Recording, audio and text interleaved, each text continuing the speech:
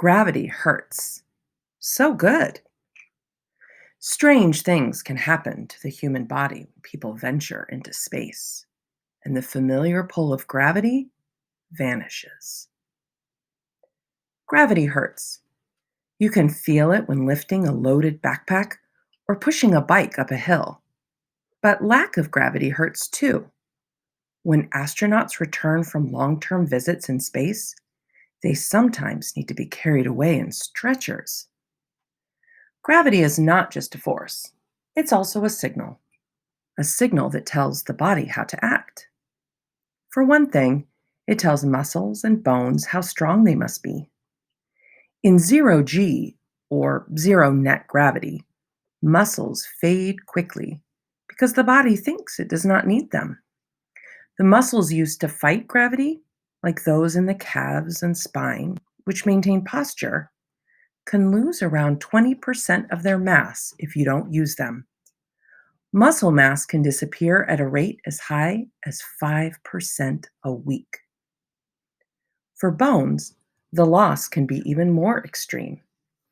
Bones in space break down at a rate of about 1% a month, and models suggest that the total loss could reach 40 to 60%. Blood feels gravity too. On Earth, blood pools in the feet.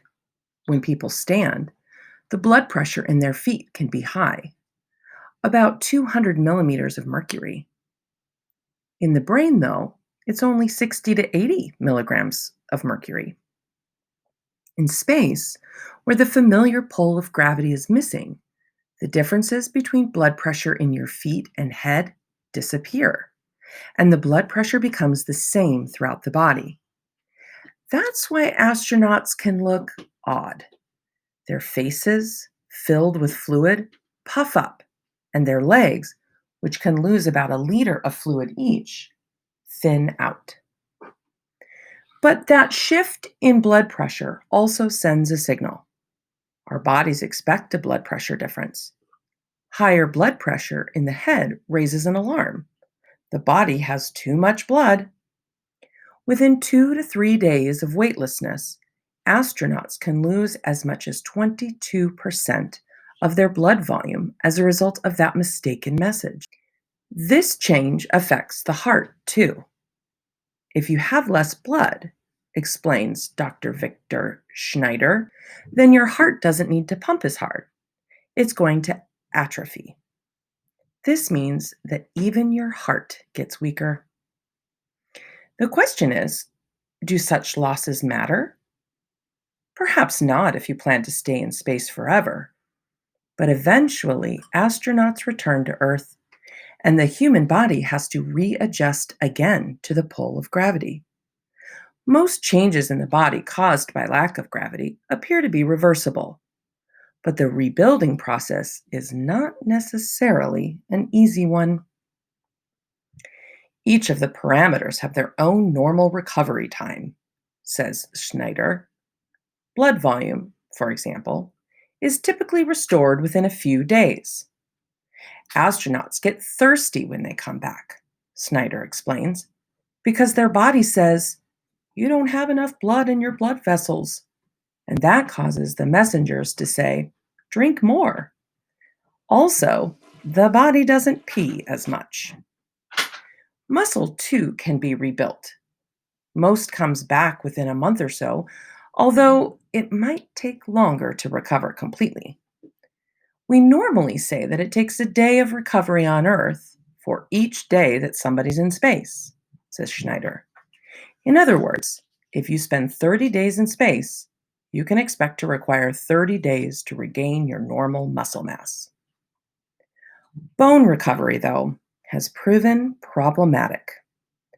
For a 3 to 6 month space flight, says Schneider, it might require 2 to 3 years to regain lost bone, if it's going to come back. And some studies have suggested that it doesn't. You really have to exercise a lot, says Schneider. You really have to work at it. According to Dr. Alan Hargens, recently of NASA Ames, and now a professor of orthopedics at the University of California, San Diego Medical School. It is important to keep astronauts in good physical conditions. You want the crew members to function normally when they come back to Earth and not have to lie around for long periods of recovery, he says. And Earth isn't the only planet that astronauts might visit.